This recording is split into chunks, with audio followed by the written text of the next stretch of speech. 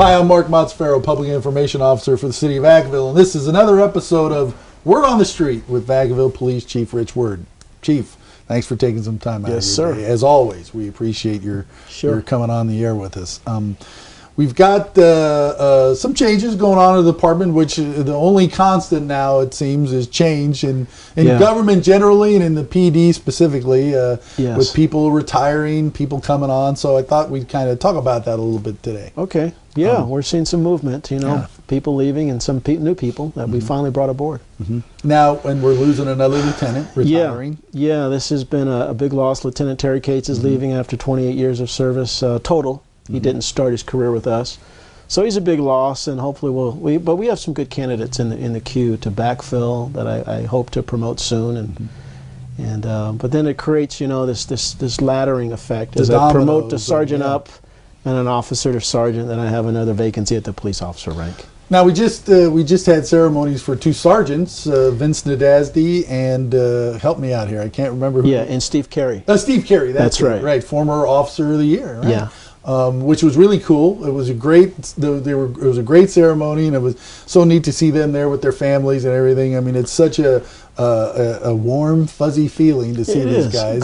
Good, experienced people. They go through. It's a pretty arduous process I put them through with the interviews. Then I solicit feedback from sergeants and lieutenants and my civilian supervisors and some officers. Then I meet again with them. They meet with the city manager. It's not easy, and they prevail. They did very well. I'm very happy to promote them. Surprisingly, and maybe I shouldn't tell you this, some of them even met with me. So I don't know if that's a good idea. Oh, that's what I mean. I don't know if I should say anything to you about it. It might change your opinion. We'll just leave it at that. All right. But again, as you mentioned, that leads to people moving up, and then you have positions opening at down below for patrol or whatever the case may be. So I wanted to talk a little bit about what that's like for a police officer who's new on the job. As we said earlier, you didn't start with 20 years experience. No. Obviously, you had a first day on the job. Sure. I'm pretty sure it wasn't like training day. No, probably nothing like that at all. Nothing like that movie. But at least in terms of the angst and the anxiety, it had to be pretty high. I would imagine. It is. So, I mean, if initially, of course, you're with us, a field training officer, and it can be, especially if you don't have any prior experience, it can be nerve-wracking because you're having to learn the streets of this city, the language, the radio codes. You're thinking about not only the safety of you and your training officer, but you also have to complete a report. And then I mean, we're very critical. We have to be, because those reports are reviewed by judges and attorneys, and they could be appealed, and God knows where they go and who sees them. And you will be challenged based on the reports you write and the actions you take. Every action, I tell officers now, it's different with everyone having a smartphone. I say you're policing in a fishbowl.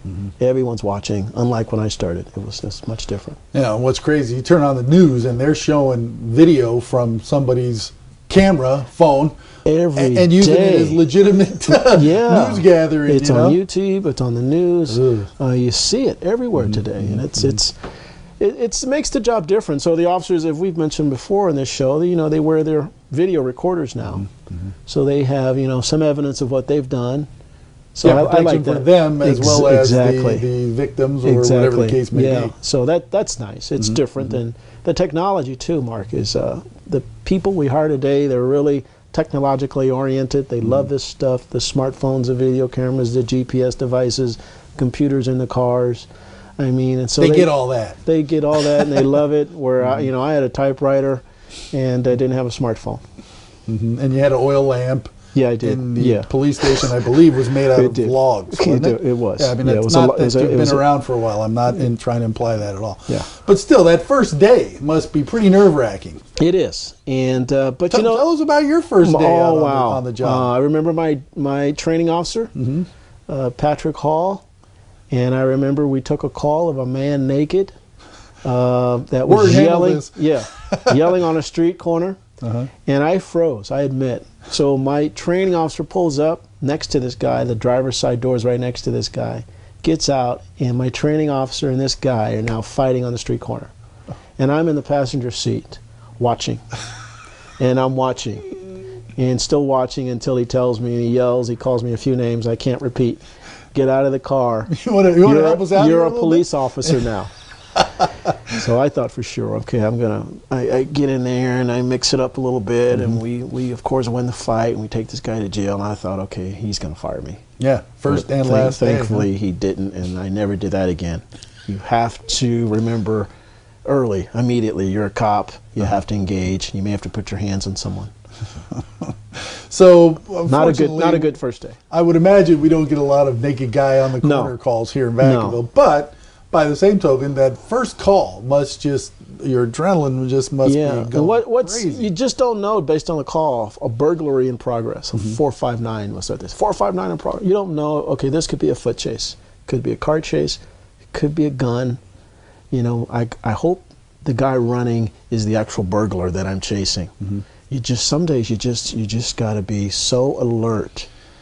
And that kind of makes police work so hard. Yeah. And the public's expectations versus the reality is they don't generally match up. Yeah, because you get these lulls in your day. You're taking a report, you go get your lunch break, you take a report, maybe you have to go to court to testify, and then you just don't know. The next call could be, boom, God forbid, a 459 or shooting, any number of things. Or any number of things. And that's what, so that's the challenge, is always being vigilant, always being alert. So at the end of your first day, what's going through your mind? It's like, oh God, thank God I get to go home, or? Well, for me, it was a lot of report writing. You stayed late, you finish your reports, and you make sure the training officer reviews the reports. The next night, it's longer nights and report writing, and then you start to get the hang of that. That's the routine. That's the routine, and then eventually you learn. You start gaining that confidence. You start picking up on other things. Okay, I'm going to start writing some traffic tickets. I'm going to start being proactive and looking for people that are dealing drugs instead of just doing the basic report writing. So initially you're just trying to stay above water. Exactly. And eventually you get into being more of... You start finding out, what do I like? And I always wanted to pursue, I wanted to be the drug cop. And that's eventually what I did. Some guys love traffic. Some guys are great detectives, and they can find a burglar, among a million people. It's amazing how some guys have, and ladies too, of course, have these gifts. Sure. My thing, I want to be a drug cop. I don't know why, but that's what I enjoyed. It was a cat and mouse game. Sure. So how long did it take before you were finally at that comfort level, I guess? Wow. Now most cops would tell you a year or two. I think you're probably 4 or 5 years. Really, that long? Because there's so many new things that you understand. Are you proficient at investigating sexual assault? They don't happen that often. Right. Some officers have been on 4 or 5 years. They've never written a search warrant. Some go on longer. They don't write search warrants. I always wanted to write a search warrant. Are you proficient? Do you testify well in court? It's not as easy as just reading a police report. Defense attorneys will try to trip you up. So you have to be proficient in that regard. So it's not like on TV. Sure. A little 15-minute episode, right. A verdict before the next commercial. Spray some luminol and everybody goes home. It's tough. You got to prepare. You're going to get tripped up. You'll make mistakes. There's something maybe in the field you didn't do, and they'll want to know why. So if I was a rookie cop and I came to you, God forbid I'm ever a rookie cop, but I heard you thinking that. Sure. It's amazing. Yeah. But if I was a rookie cop and I came to you and I said, Chief Word, what advice can you give me that's going to make this work for me? Maybe come in and we could put you out on a ride along, so you can get exposed if you haven't to some criminal justice courses. I encourage young candidates now to put themselves into the academy. And I say that because some agencies will put you through, we will, but we have instructors that teach. And they begin to look at candidates, they talk to other staff, and they say, that person is sharp. This is a guy we want. Yeah, and so you get exposed to officers and sergeants, lieutenants that are teaching that come back and tell me, Chief, we got a vacancy. I know the perfect guy that we can hire. So it's great. And then if you don't get the job before you graduate, you can use that as a go out and test. We look for, Mark, you know, the background. You don't have to be perfect. No one's perfect. Right. But a good background. Couple of felonies, no big deal. Yeah, maybe just, you know, just a birth. Wait a minute. Yeah, just, you know, not you to, can't not be to, a police you can't be a, officer, automatic disqualifier. Yeah, but, you know, good credit. Maybe you've had a couple of hiccups, but you've recovered. You know, good references from your neighbors, friends, and coworkers. A good, steady employment history. You know, you are a good neighbor. We'll check with your neighbors. I had a neighbor of mine who applied for a job. We may have talked about this with Fairfield. Yeah. They called me. Of course, they will. They called me at home. They will. I was pretty impressive that they went to that length, but it also kind of made it clear the import of who you're hiring. And the thing now that we're checking is these social media websites that people host that own the Facebook pages. Yeah. I mean, we'll want to take a peek and see what's this person doing in his on his social media site. Quote unquote free time. Thank you. So at what point was there ever? Did you ever think I'm not going to make it? This is more than I anticipated. You know, I always felt good in field training that I was going to make it. I could write the reports. I was physically fit, or smart enough to figure out, you know, what type of crime this is, and if not, you refer to your penal code or vehicle code. Sure. You know, you can't be afraid to pull over a car and not know who's in it, and basically walk up to that car in a safe manner. We train you to do that, and ask for a driver's license, and they refuse. You have to know what you're going to do. You better be prepared. Yeah. To, I mean, you know, at some point you may have to put your hands on someone who's defiant, who's resistant. And so that's good. Some people realize early on, hopefully, it's not for them. Some are too heavy-handed. We don't want them. Right, right. And so that's the balance you have to strike. Yeah, and it really, you know, it kind of illustrates the point of first of all, how dangerous the job is. Yes. And secondly, how you don't know what's going to happen. And the public doesn't, I don't think they, might sound horrible, I don't think they get it. They just don't get it. You know, I mean, I use this example all the time. I go to work, I go home. I know at the end of the day I'm going to go home, you know, and there's nothing's going to happen to me. That's but right. Maybe not so much for public safety folks. Yeah, so, I mean, it's not just a shooting or a traffic accident. I mean, we get a lot of injuries to the shoulders, the knee, and the back. Right.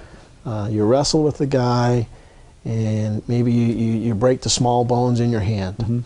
That happens. The knee, if somebody kicks you, or if you fall, it could be an ankle. Happens a lot. Yeah, any number of things could happen. Yeah. So plus, you're not dealing with the cream of society generally. Anyway. Yeah, you get so people, what else is mostly young men, and generally it's either drugs or alcohol involved. I mean, if we can eliminate those two factors, you can't eliminate young men. Solved, but that's 90% of what we do, young men, and it's probably some drugs or alcohol involved. So here you are. How many years have you been in? Wow, you know, this is my 28th year. 28 years. 20 years in Oakland and 8 now in Vacaville. So that first day in Oakland, that's where you started your career? Yes. Could you even ever imagine that 28 years later here you would be? No, I never even thought that far about. My immediate goal was to get through field training and then to be a good proficient cop and then to go work in narcotics at some point. That was as far as I could see out into the future. Yeah, and then as time passed? Well, yeah, someone told me, hey, you may want to consider testing for sergeant. And I heard it from enough people, I said, okay, I'll give it a shot. And that's how my career kind of took off. But I missed out. As you promote, I promoted fast. I always wanted to have a canine, a dog, and I always wanted to be a homicide detective. So I missed those opportunities. Those are fun jobs. One thing, Mark, I should say, as a police officer, you can work for 20, 30 years and have 6 or 7 jobs. You can be a patrol officer, you can go to traffic, you could teach in the academy, you promote and you supervise detectives, you could work at schools. It's amazing. So it's not just a job. I mean, there's numerous jobs in a career. And by the same token, there's folks who are happy on patrol their whole career. And they're phenomenal. Unbelievable, the expertise they develop in working a beat, as we say. Right. I mean, they do it like you wouldn't believe. They know every nook and cranny of a beat, the people, the good, the bad, the people, and then people begin to talk to them and call and give us information. All right, and we're going to ask you one last question. Okay. Knowing what you know now about police work and the tone of the times, would you go back and not be a police officer? No, I think I would. Would I start in Oakland? wow. I wouldn't start in Oakland today. It's a challenging, very difficult environment, a lack of funding. It seems to be there's federal oversight now of the department. I probably wouldn't choose Oakland, sadly. I love the place and the people, but I don't think I'd choose Oakland today. But Vacaville and some place like Vacaville, Roseville is a very good department where you can still do work and have fun, and there are people that are out in the community that support the work you do. And I think that makes it really rewarding. Well, I've only known you for the last about 6 years now, Chief, and it's been great. Yeah, thank you. It's good. I enjoy it here. We have a great department. We have a lot of good folks.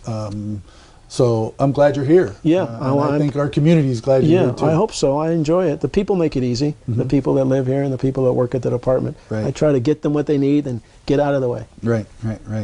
Well, thanks for the insight. Okay. That's an interesting story. All right. I'm surprised we have never discussed this whole thing, but the timing's right. You know, things are changing. We've got some new guys coming on. So. Yeah, that's exciting. So thank you very much. Thank you. And thank you all for watching. We'll see you next time.